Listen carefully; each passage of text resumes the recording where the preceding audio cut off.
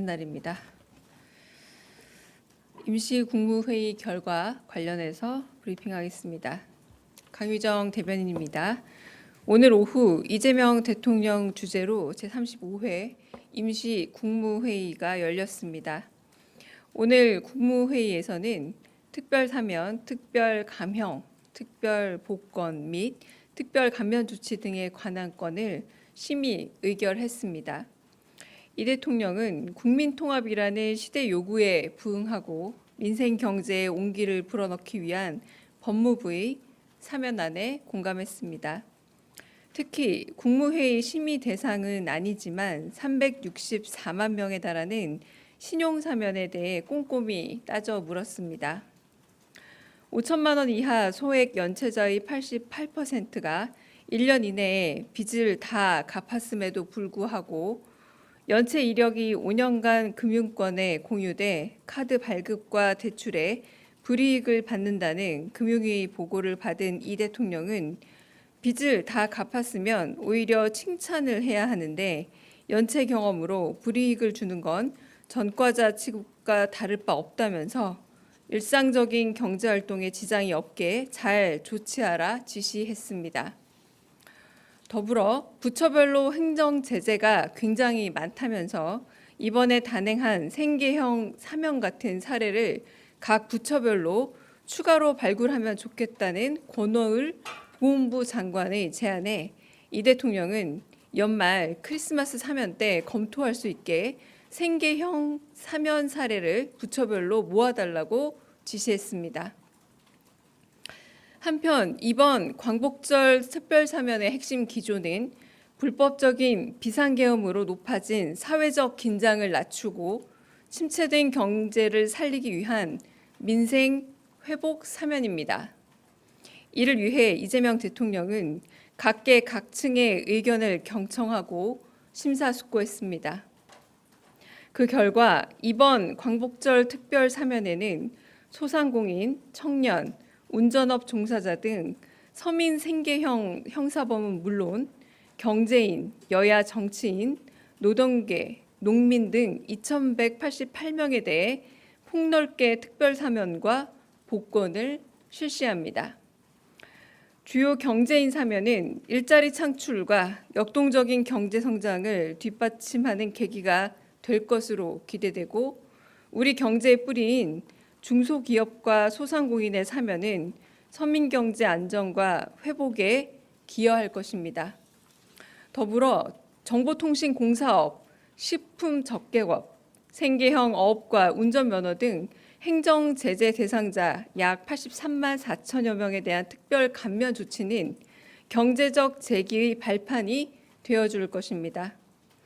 아울러 신용회복 지원 방안에 따라 소액 연체 이력자 약 324만 명에 대한 신용 회복 지원도 실시됩니다. 역대 두 번째로 큰 규모입니다. 이번 민생 회복 사면이 우리 경제의 새로운 활력이 되고 사회 통합의 계기가 되길 기대합니다. 끝으로 정치인 사면은 종교계와 시민단체는 물론 여야 정치권 등 종합적으로 청취해 결정했습니다. 이번 조치가 대화와 화해를 통한 정치 복원의 계기가 되길 바랍니다. 이상입니다.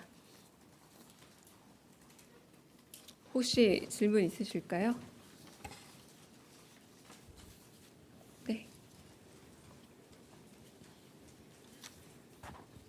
네, 아시아경제 송승섭 기자입니다.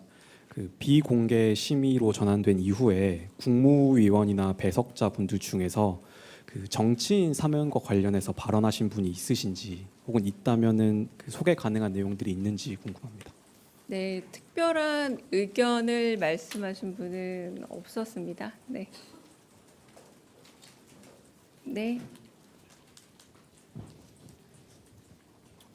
저 TV조선의 최민식입니다. 먼저 이화영 지사가 누락된 게 좀 눈에 띄었는데요. 이게 대통령의 방침이었는지 궁금하고요.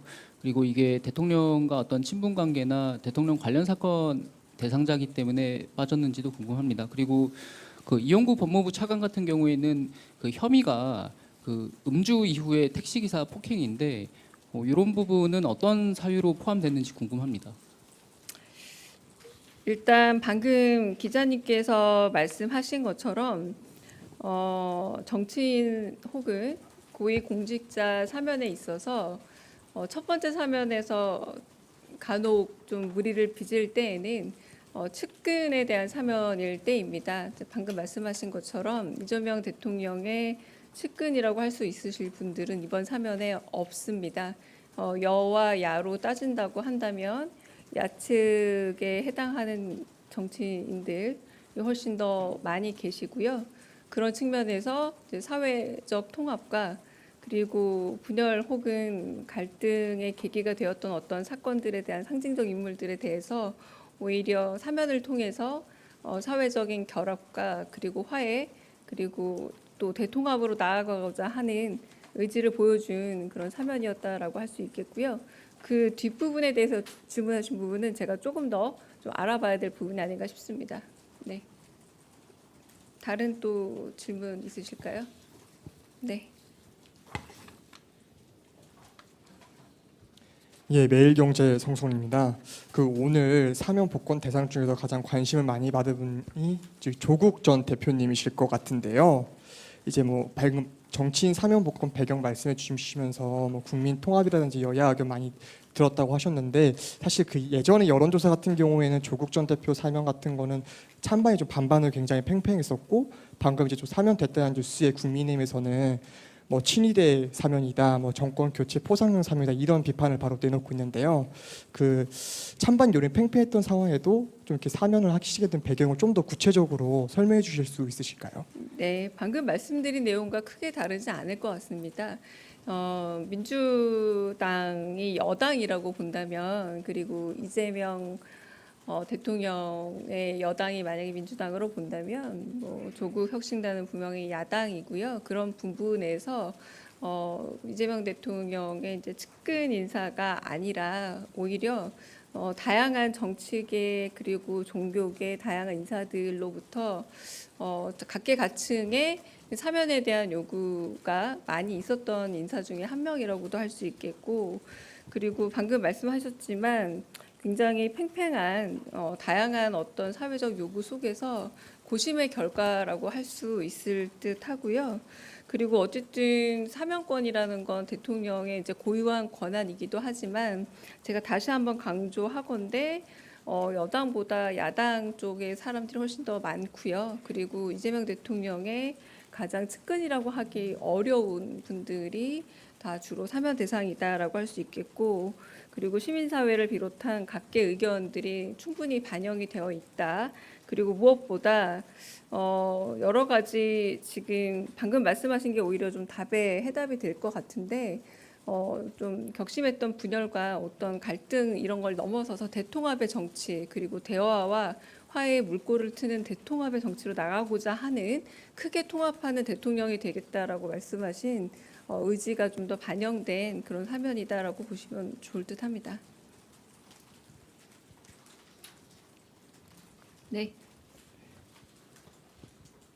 네, SBS 비즈 우영준입니다. 그 최신원 전 SK네트워크스 회장을 비롯해서 그 국정농단 때 형을 받았던 삼성 임원들도 대거 포함이 됐는데 혹시 경제인 사면과 관련해서 대통령께서 특별히 언급하신 게 있는지 궁금합니다. 이번에 제가 앞서 말씀드린 것처럼 역대 두 번째로 많은 민생 경제의 조속한 회복을 위해서 가장 많은 서민 약자와의 동행을 좀 목표에 두고 행정 제재라던가 혹은 또 여러 이제 5천만 원 이하의 소액 그런 신용에서 문제가 있는 분들에 대한 그런 신용 사면 같은 것들이 이루어졌습니다. 그러니까 경제의 어떤 물꼬를 다시 틀고 경제 활성화를 위한 그런 부분에 사면에 좀 더 주목해 주시면 좋겠고요. 그래서 뭐 개개의 어떤 경제인 사면 이런 부분보다 가장 역대 노무현 정부 이후로 두 번째로 많은 어떤 숫자라고 합니다. 이 큰 숫자 속에서 경제를 살리고 그리고 사회적 약자와 그리고 시민들을 위해서 이런 부분의 사면이었다라는 걸 좀 더 주목해 주셨으면 하는 바람입니다. 다른 질문 또 있으실까요? 네. 네, 프레시안 박정현입니다. 네.